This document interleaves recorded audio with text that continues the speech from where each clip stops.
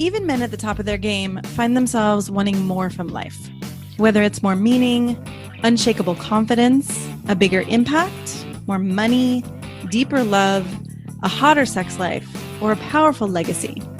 Find out how good your life can be on this episode of Man Alive. Also, as I've supported men in their love and work lives for 15 years now, many men ask for the right words to say to be more successful, attractive, and desirable. But I found it's not so simple as giving scripts or lines because every man is different. So giving words or scripts would be like giving a tall, thin man a shorter, wider man's pants, or vice versa. The words have to make sense for you and your personality, and there's so much happening beneath the surface that people are responding to. If you're interested in how to become a better lover and leader in your own unique way, go to shanajamescoaching.com/quiz, or you can text ALIVE to 44144. It only takes a couple minutes and you'll start to get an idea of how you can be both more respected and desired. After you fill it out, we can schedule a time to review your quiz and talk about your specific challenges and desires. So again, go to either shanajamescoaching.com/quiz or text ALIVE to 44144. That's ALIVE to 44144. Enjoy this episode of Man Alive. Hello and welcome to this episode of Man Alive. I'm your host, Shana James, and I'm happy to be here today to be talking about an evolved conception of manhood rather than looking backwards to figure out, what is an authentic man. That actually our guest today talks about the need to rewrite the rules as time changes and really looking at how men and boys can contribute versus take. And you'll hear the description of being actually more like a bee than a locust. So I'm excited to get into this topic with you, Jeffrey. Welcome, Jeffrey Erklands. Thank you for being here. Thank you, Shana, for having me. It's a privilege. It's an honor to have you as you are writing this book and on a journey of returning to your childhood dream and aligning with a life you said you knew who you knew you were, but you hadn't had the courage to be. And as I was looking at your bio, you said that so far in your life, you've been a warehouse picker, a commodities trader, a plantation owner, an investment banker, a chairman, a manager, a mortgage banker, a venture capitalist, an entrepreneur. I mean, the list goes on, a telemarketer, a door-to-door salesman, a nonprofit manager. You've counseled presidents and, really skirted near the extremes of affluence and poverty both and struggled in the in-between. And that you've dined in the most expensive restaurants and dumpster dived for scallops and Jimmy Dean sausage. I mean, I love clearly your writer's way and your ability to capture that you have had a life of so many different extremes and experiences, and you've come back to your childhood dream and of being a writer and of looking at the journey from boyhood to manhood and the initiations or lack of them that we have in this culture. So thank you for coming back to yourself in a way, because I think you have a really important teaching and message for the world. It's been a long journey back to where I should have started from the get-go, but that's typically what happens, right? We start with open minds and open hearts and dreams and aspirations, and then slowly society tells us that those don't fit. And then we put all those rejected aspirations or yearnings in a bag, and we carry on. But they never go away. Those are itches that continue itching, and eventually they become wounds and open sores. And we don't blow air and bring them out into the open. They'll express themselves in very pernicious ways. Mm-hmm. Just like repressed emotions is the same thing. Yeah. So what would you say, I mean, as we start to look at your book, The Hero in You, that's written both for boys and actually for men who haven't been initiated in a way into manhood, where did you or how did you find the courage to actually return to yourself? It got to the point where I felt that I was not contributing anything anymore to the world. That I had a temperament and a talent that was not finding expression. Mm-hmm. And although I was very good at what I was doing, I wasn't happy with what I was doing, and therefore I wasn't shining a light. And I wanted to return to that. And I did it at a very late stage. I mean, I was 55 or 54 when I decided to leave everything behind. I Mm. quit my job. I renounced a very generous pension, or the lion's share of a very generous pension. I sold all my possessions and just embarked on this journey that has now taken me 3 years. And it was more of a spiritual journey, Yeah. back to myself, back to that 8-year-old boy that used to sit up on an avocado tree and write stories. Yeah. Um, and I love that it's never too late, right? I mean, I think this is in a way part of whether it's now the last half or the last quarter or third or whatever of our lives, it seems like, there's a return to self. it is never too late. Mm-hmm. As long as you have the enthusiasm and the passion, you'll find the energy to push forward. Yeah. So, can we talk a little bit about this idea of initiation and what you've seen about the lack of it or the absence of it, and the impact on boys and men? In traditional cultures, as you know, the elders of the tribe used to, at a certain developmental stage in a boy's life, say 10 or 13 years of age, they would come into the village in the depth of night and pull the boys outside of their tents or huts or whatever, and take them into the wilderness, Yeah. separating them from the world of women, of their mothers, of their grandmothers, because that's when the boy is ready and is willing and eager to be initiated Mm-hmm. by the elders of his tribe. And then in that wilderness to undergo many difficult trials, and also to learn the customs of the tribe and what it means in their worldview, what it Uh-huh. means to be a man for their tribe. Yeah. And it is only after they've undergone those trials and learned the traditions and the mores of the tribe that they are returned to the tribe as men. Mm-hmm. They even change their names. Some adopt new names to express a new sense of individuality and manhood.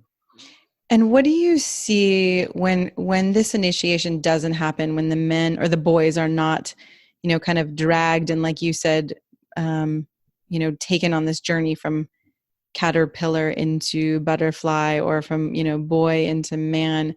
What do you see is happening as a result? I mean, there's a huge list in your book proposal of what's going on in the world that I think is related, but what are some of the main things you're seeing because this is not happening?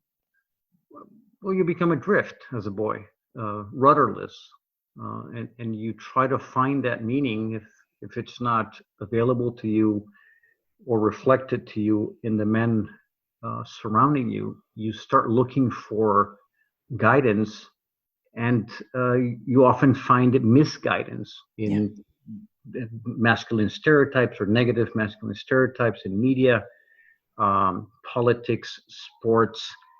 You want to define what it is to be a man. Absent a positive role model, you will go to a dark mentor, Mm. a false prophet, or to an anti-hero.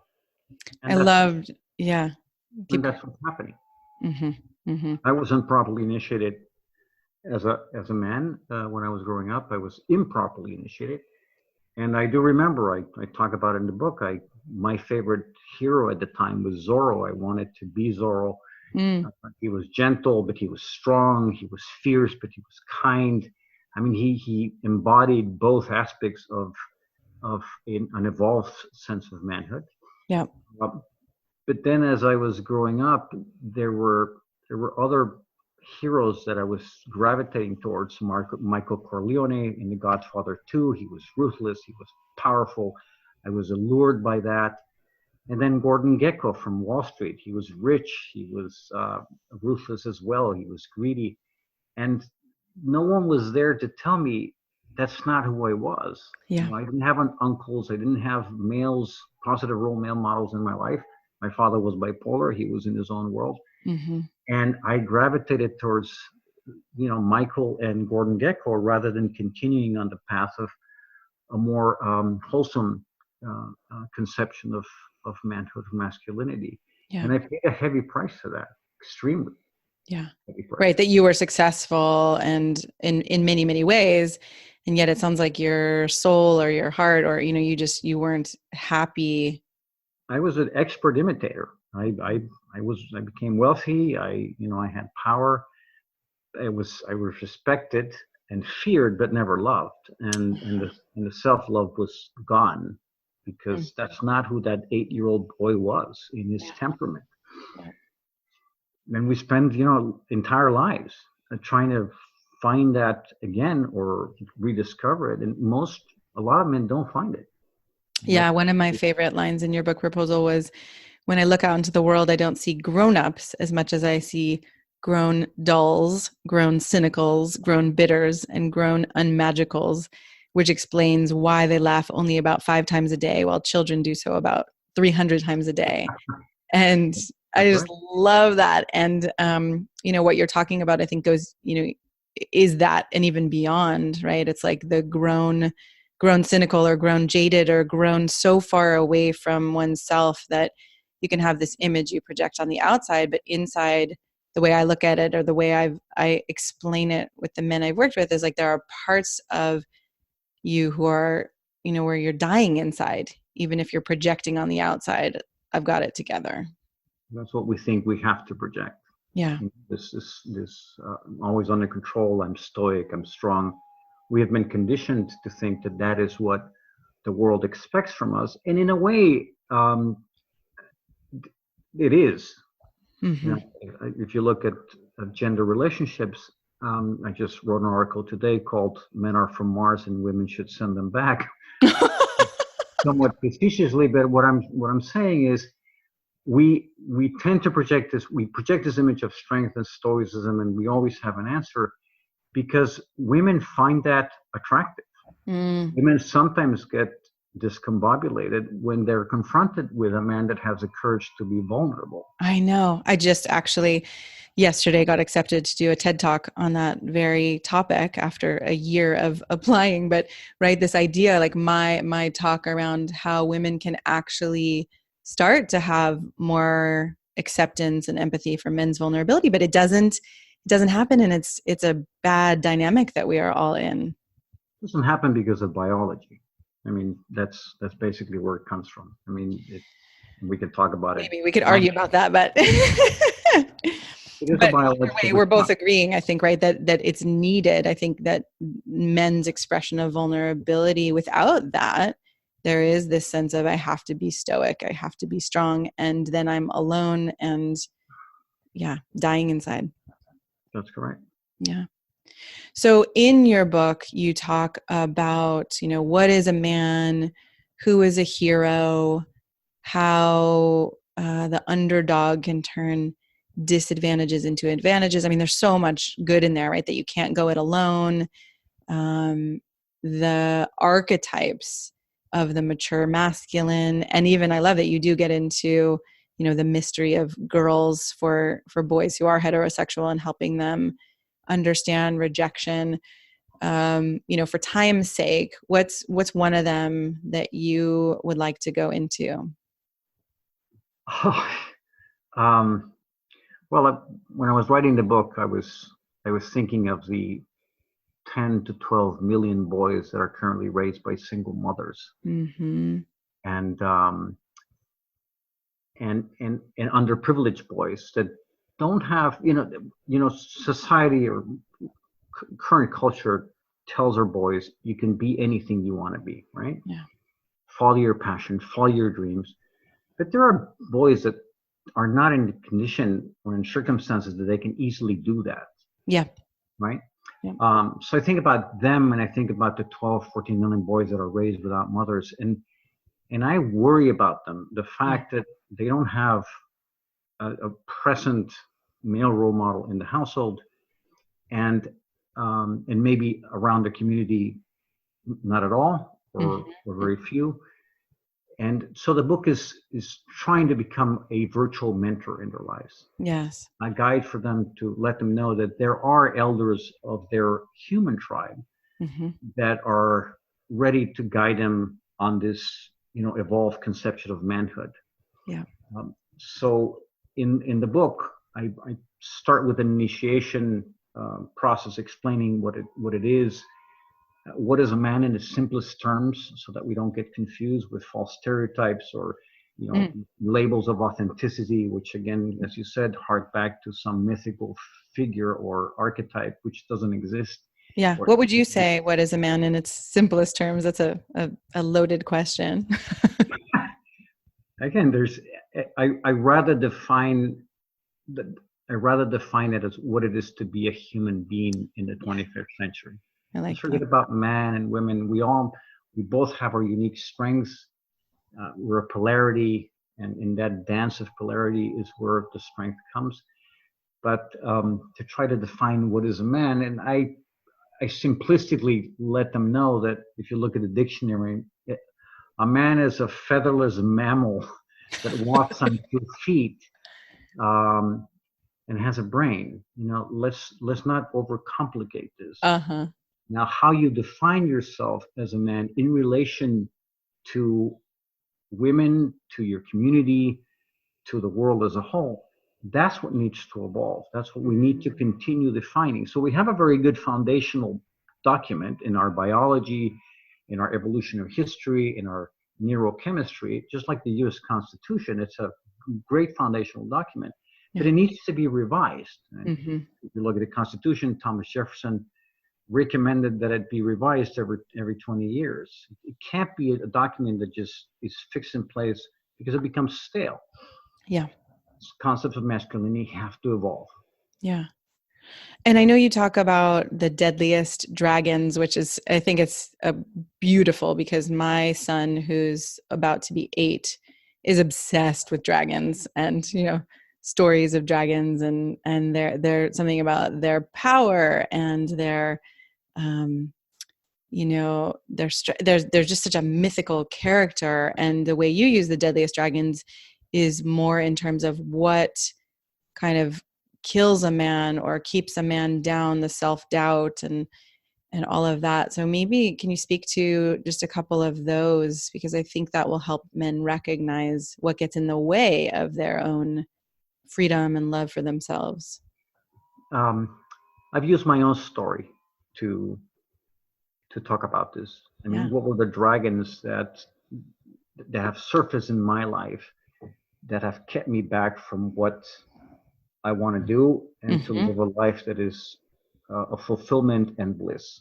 Yeah. So I talk about the dragon of self-doubt. When I decided finally to embark on this journey 3 years ago, immediately what I call the ice dragon of self-doubt showed up. He sprang up. He said, "How, it's impossible. You're 54 years old. You can't be a writer at this age. You do not have the capacity. You don't have the talent." And we have all these scripts that run through our minds, and we start building obstacles in our way even before we even start. Yes. And that makes it so much more difficult. Yeah. So how do you deal with self-doubt is what I try to do in that section of the book, to fight that icy dragon of self-doubt, which paralyzes, freezes us, basically. Yeah.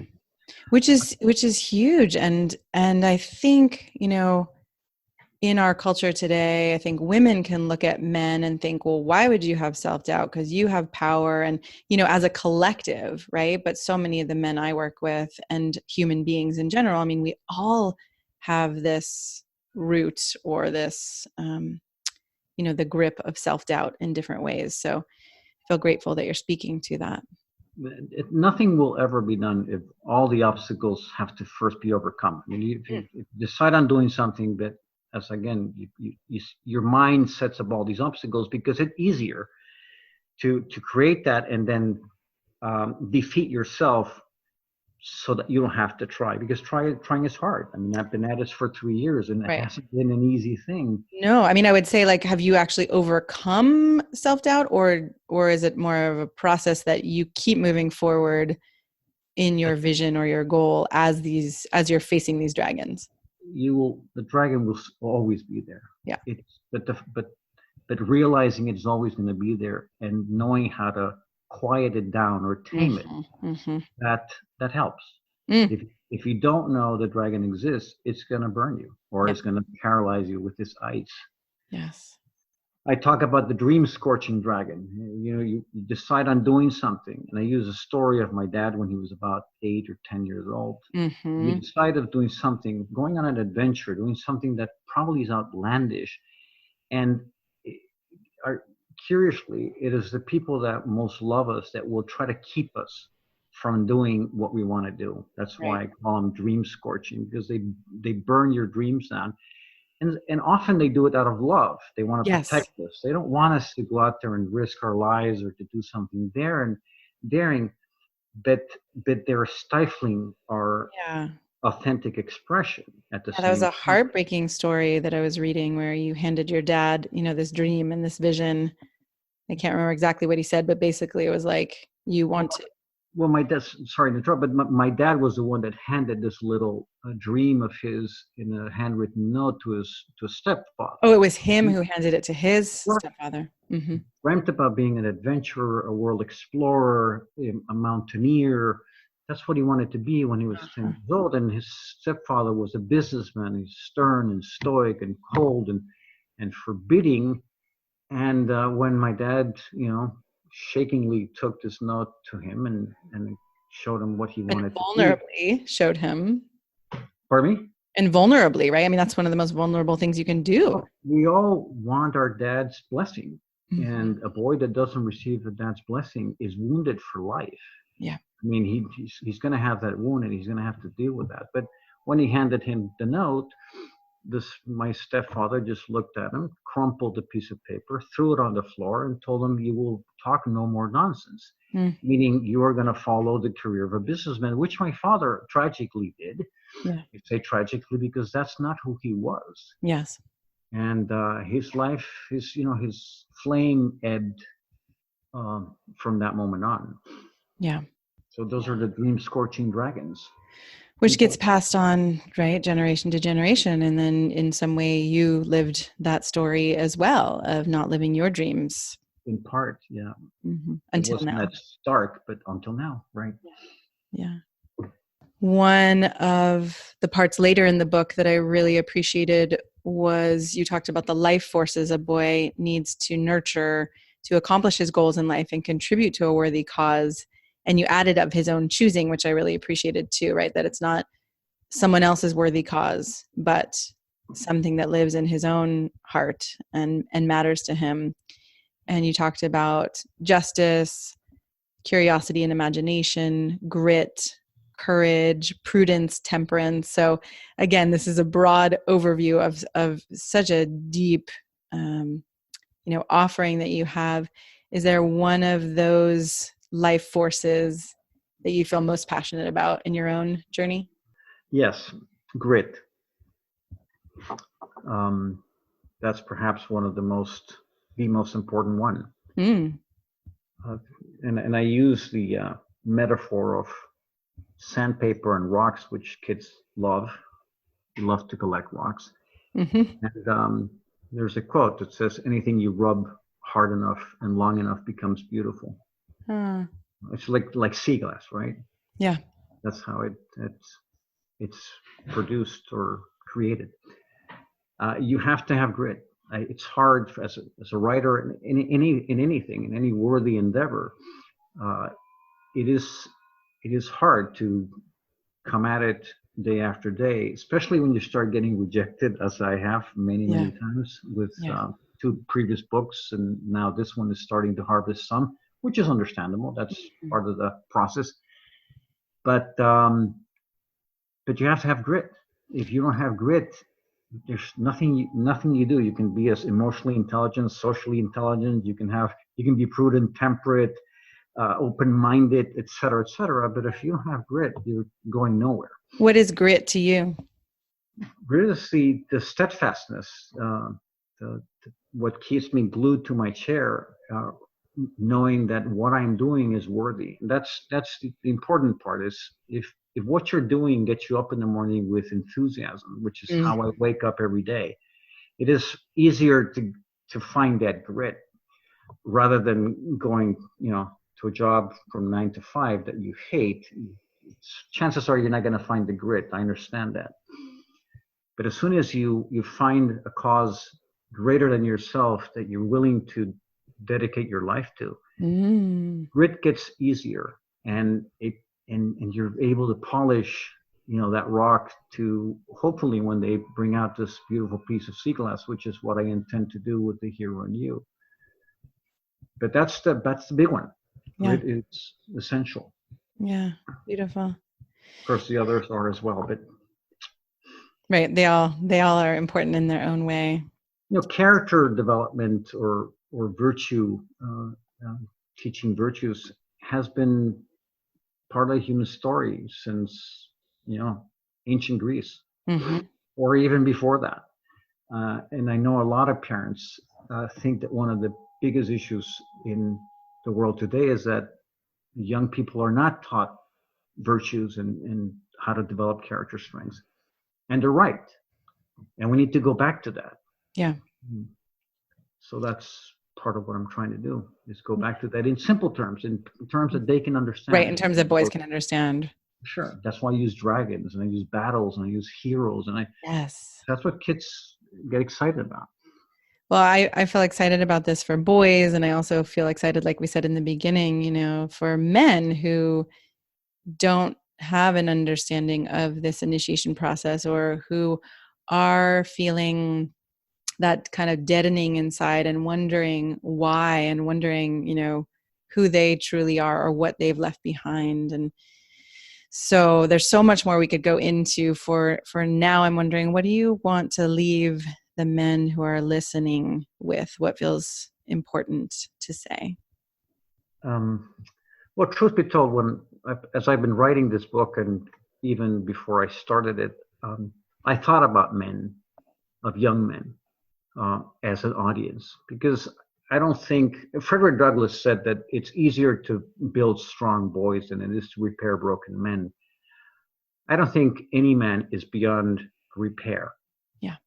As long as you have the willingness and you have an open heart and an open mind, you can change. You can repair those broken parts of you.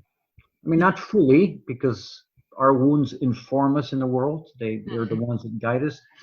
But to have the courage and the vulnerability and the willingness to air those wounds. So I thought about men, and I still do when I'm sitting down and writing. So to the boys. I speak to boys and I speak to young men. Yeah. And I think my message is,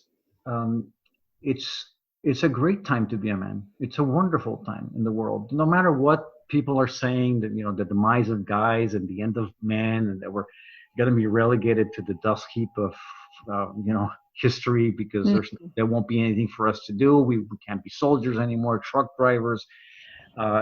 Everything's going to be automated. It's not true.